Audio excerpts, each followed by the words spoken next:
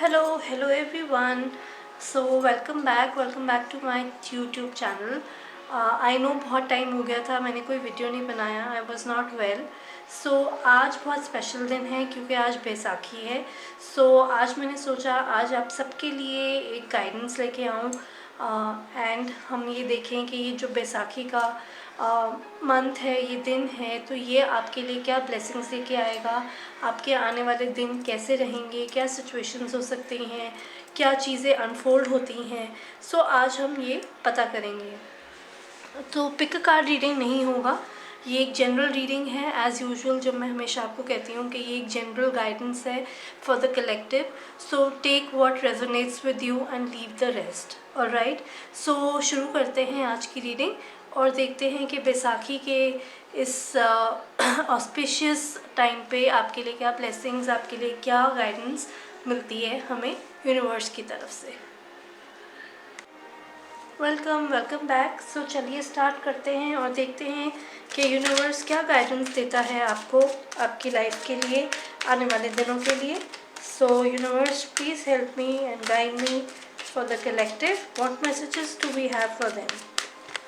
सो पहला कार्ड हमारे पास जो आया है वो है 6 of cups.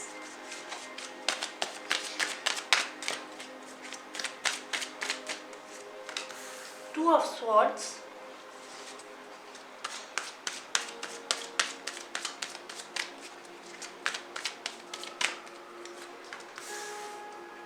Page of Wands,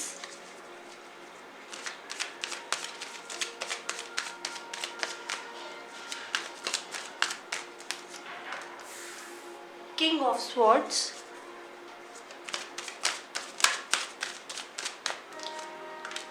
the Star card,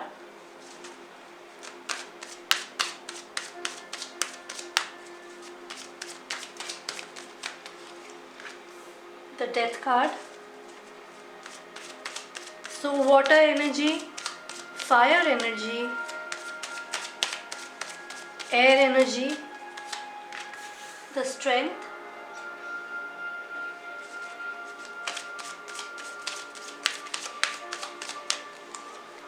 the Sun card,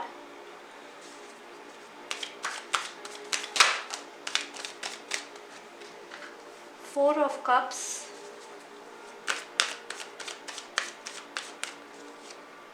and then we have Four of Wands. Alright, so जो एनर्जीज़ यहाँ प्रोमिनेंट है, जैसे मैंने आपको पहले कहा, सो वाटर एनर्जी बहुत प्रोमिनेंट है, the sign of Pisces, scorpion and Cancerian. Alright, death का कार्ड है तो वो भी स्कॉर्पियन की तरफ ही इशारा करता है. फिर हमारे पास स्वॉर्ड्स के कार्ड्स हैं, सो air science, Gemini, Libra and Aquarius. Alright, wands है एरीज, लियो एंड सैजिटेरियस भी है. लियो साइन बहुत प्रोमिनेंट है बिकॉज हमारे पास स्ट्रेंथ का कार्ड है, हमारे पास सन का कार्ड है. सो डेफिनेटली ये जो साइंस है ये बहुत ज़्यादा प्रोमिनेंट हमें नज़र आ रहे हैं. ऑलराइट, सो अब स्टार्ट करते हैं कि बेसिकली कार्ड्स हमें क्या इशारा दे रहे हैं या क्या हमें बताना चाह रहे हैं आप लोगों के लिए. सो मुझे ऐसा लगता है कि बहुत से लोग एक बहुत मेजर ट्रांसफॉर्मेटिव फेज़ की तरफ बढ़ रहे हैं. जो चीज़ें उनकी लाइफ में कोई पर्पस सॉल्व नहीं कर रही हैं, वो चीज़ें इस टाइम पे उनकी लाइफ से निकलने का टाइम आ रहा है एंड उसकी तरफ वो लोग बहुत अच्छे से बढ़ रहे हैं. आई मीन कोई ऐसी उलझन नहीं रहेगी उनको कि वो आगे ना बढ़ पाए. बहुत से लोगों के लिए यू नो चाइल्डहुड मेमोरीज और उनके पुरानी मेमोरीज से रिलेटेड भी टाइम आ सकता है जहां आप अपने फ्रेंड्स, अपना सोशल जो सर्कल है, अपनी जो चाइल्डहुड मेमोरीज़ हैं उनको भी रिविज़िट कर सकते हैं. It could be a possibility कि आपके पास से कोई आपके लिए आए और आपको हेल्पफुल या सपोर्टिव साबित हो इस टाइम पे. कई लोगों के लिए कुछ डिफ़िकल्ट फेस हो सकता है in terms of decision making. कई लोगों को ऐसा लग रहा होगा कि बड़ी रेस्टलेसनेस हो रही है या बोरियत हो रही है, मतलब चीज़ें ठीक होते हुए भी शायद वो खुश नहीं है. बट इन रियलिटी अगर देखा जाए तो ग्रैटिट्यूड पे फोकस करने की बहुत ज़रूरत है इस टाइम पे. जो चीज़ें आपके लिए वाकई में काम कर रही हैं, जो सपोर्ट सिस्टम आपके लिए ऑलरेडी है, उस पे आपको ध्यान देने की बहुत ज़्यादा ज़रूरत है। सो इस टाइम पे आपको उस चीज़ पे फोकस करना बहुत बहुत ज़रूरी है। मुझे ऐसा लगता है कि इस टाइम पे आप लोगों की जो क्रिएटिविटी है वो भी बहुत अच्छे से बाहर निकल के आने के चांसेस हैं। आपकी क्रिएटिविटी आपको एक नई डायरेक्शन की तरफ लेके जाएगी, एक नई फोकस जो आपका होगा वो शिफ्ट होगा। कई लोग अपने फाइनेंसिस को लेके, अपने डिसीजंस को लेके थोड़े ईगोइस्टिक हो सकते हैं, बट देन उस चीज़ से भी आपको एक लेसन सीखने की ज़रूरत है और उससे आगे निकलने की ज़रूरत है। सो जो सन का और जो स्टार का कार्ड आया है वो ऑल इन ऑल आपकी तरफ आपको एक कह रहा है कि बहुत पॉजिटिव टाइम आने वाला है। Moving forward there would be major changes coming for you, alright. अगर आप किसी चीज़ में स्टक थे, अगर आप किसी चीज़ में फंसे हुए थे, तो ये ऐसा टाइम है जब वो केओस भरा टाइम या वो एक अंधेरे का टाइम छट जाएगा और आप एक नई डायरेक्शन की तरफ जाएंगे। बहुत लोगों के लिए मुझे मैरिज का टाइम भी दिख रहा है, कमिटमेंट का टाइम दिख रहा है, जहाँ आप ज़रूरी नहीं है कि खाली रिलेशनशिप्स में कमिटमेंट दें, बट आप एक ओवरऑल कमिटमेंट अपने पार्टनर्स को दे सकते हैं, अपने जॉब में दे सकते हैं, अपने किसी भी एरिया ऑफ लाइफ में दे सकते हैं जहां आपको उस चीज़ की ज़रूरत है। So moving forward I do see that yes a very good time is coming for you and you have to make the most of it and then see कि आपके लिए चीज़ें कहाँ किस तरह बैठती हैं।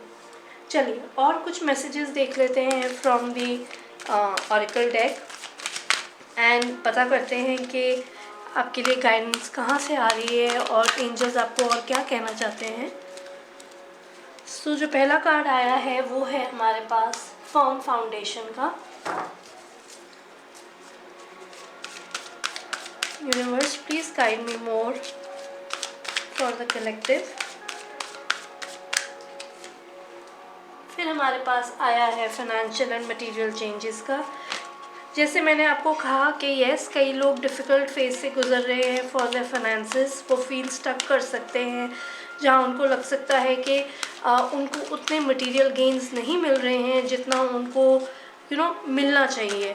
सो ये एक वो फेज़ भी दिखा रहा है जहाँ आप एक feeling of burden, feeling of things not going your way. So ये भी एक चैलेंज है आपके लिए। फिर हमारे पास आया है spiritual strength.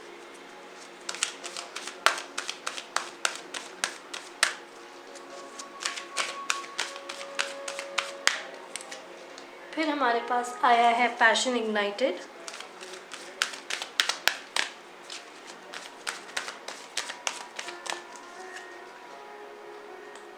Suffering in silence.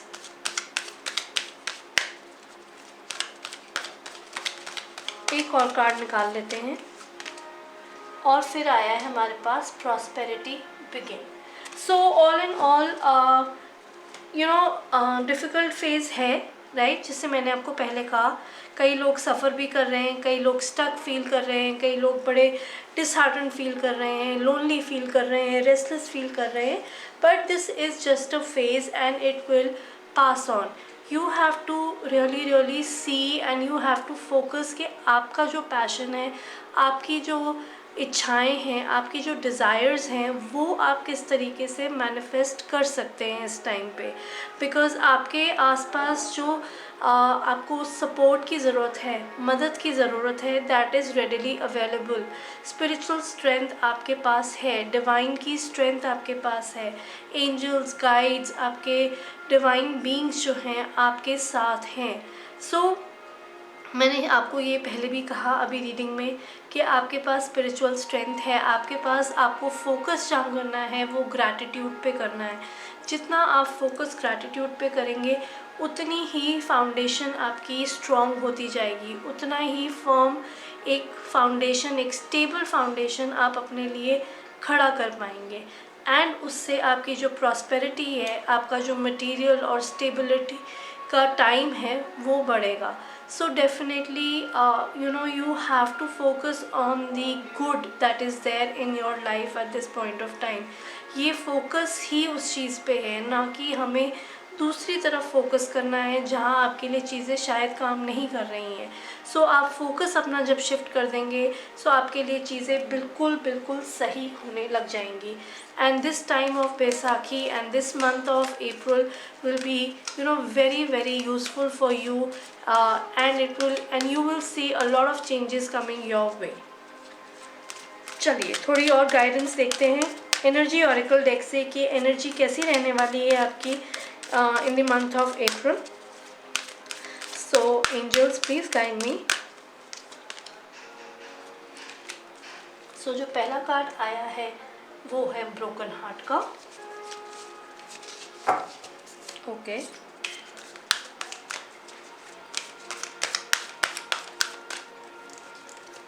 फिर हमारे पास आया है मैन होल्डिंग अ कॉइन।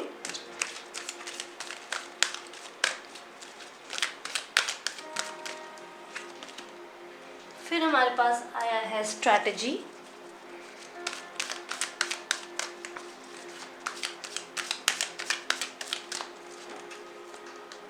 फिर हमारे पास आया है अटैचमेंट।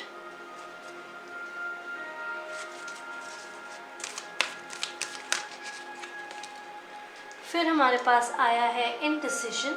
आई होप आपको कार्ड्स क्लियर होंगे।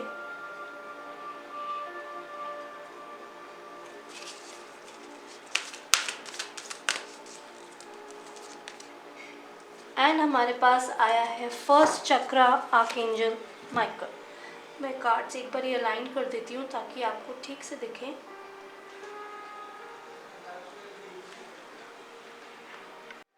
सो जो इस मंथ की एनर्जी अगर हम देखें, सो जैसे मैं आपको बार बार बोलती आ रही हूँ कि यस कुछ ऐसी एनर्जीज़ हैं जिनसे आप बहुत जुड़े हुए हैं, या कुछ ऐसी एनर्जीज़ हैं जो आपको सर्व नहीं कर रही हैं।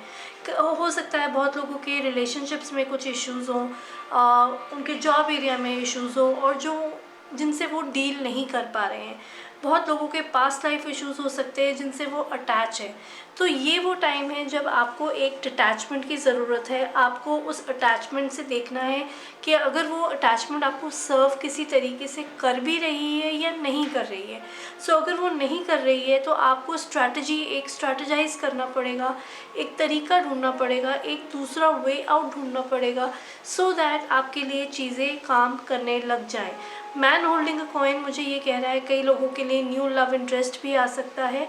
एंड ये मुझे ये भी बोल रहा है कि आपके जो फाइनेंशियल एस्पेक्ट्स हैं लाइफ के, वो भी एक अच्छी पोजीशन पे जाके बन सकते हैं अगर आप अपनी प्लानिंग और अपना फोकस एक दूसरी तरफ शिफ्ट कर दें। ऑलराइट, अगर आप इनडिसिजन, जैसे हमारे पास फर्स्ट टैरो डेक से आया था जहाँ 2 ऑफ स्वॉर्ड्स था, वो एक इनडिसिजन का कार्ड है। मैंने आपको बोला था शायद आप लोग डिसीजन नहीं बना पा रहे हैं किसी चीज़ को लेके। सो ये एक जो डिसीजन है आपका, उसको ठीक करने की ज़रूरत है। उसमें आपको एक डिसीजन पे, एक एक रिज़ल्ट पे, एक प्रॉपर एक पॉइंट में आने की ज़रूरत है, ताकि आप एक डिसीजन ले सके और फिर उसके आगे आप काम कर सके। फर्स्ट चक्रा आर्कएंजल माइकल हमें ये कह रहे हैं कि you have to work on your root chakra. Because root chakra जो आपका होता है वो आपके अर्थली डिज़ायर्स से कनेक्टेड होता है, which is in turn your stability, your shelter, your security, related to your money, related to your physical needs. So उस पर आपको फोकस करने की ज़रूरत है। You have to heal that chakra. आप योगा कीजिए, आप मेडिटेशन कीजिए, आप प्राणायाम कीजिए, आप वॉक कीजिए। So all this movement will make that chakra aligned with your total complete being. So ये बहुत बहुत ज़रूरी है आपके लिए for this coming month, wherein you can really work on it, and you can strategize and you can plan your things, and then you can move forward. So this was a very short and crisp reading for Baisakhi and the month of April. I really hope कि आपको ये reading अच्छी लगी हो। अगर reading अच्छी लगी हो, please do like, share and subscribe to the channel. Till next time, I will be back with another short reading. Take care. Bye bye.